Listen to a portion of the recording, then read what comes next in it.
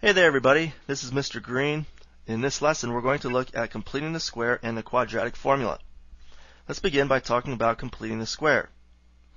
That's the process of finding the last term of a perfect square trinomial. And you can use this relationship that I've written in front of you. Let's use the relationship in the process to solve the equation you see in this first example. We need to move the constant 5 over to the right side of the equation.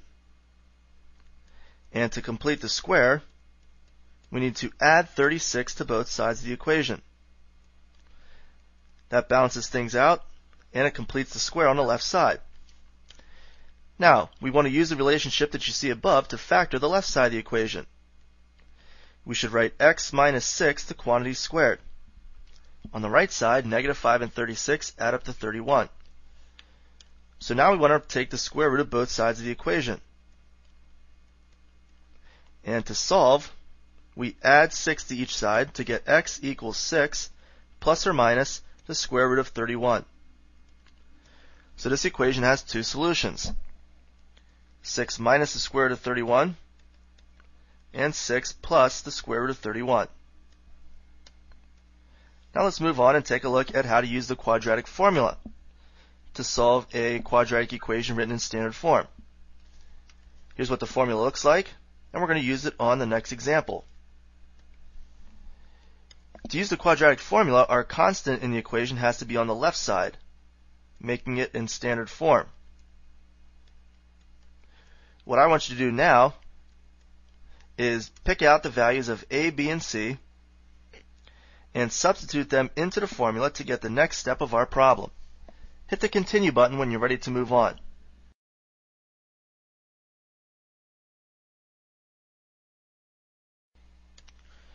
Alright, welcome back. Hopefully you wrote down 3, negative 5, and negative 2 for a, b, and c. And when you substitute them into the formula, you get the opposite of negative 5 plus or minus the square root of negative 5 squared minus 4 times 3 times negative 2 all over 2 times 3.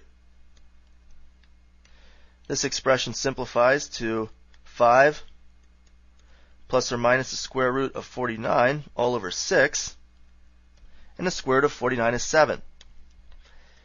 So to get our solutions, we're going to take 5 minus 7 and divide it by 6, and we're going to add 7 to 5 and divide by 6.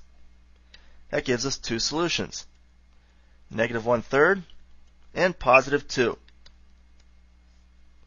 Let's wrap things up by talking about how to find complex solutions. For this equation that you see in this example, the solutions would be x equals 4 plus or minus the square root of negative 20. Now these solutions are complex because of the negative radicand. What you want to do here is substitute I squared for negative 1.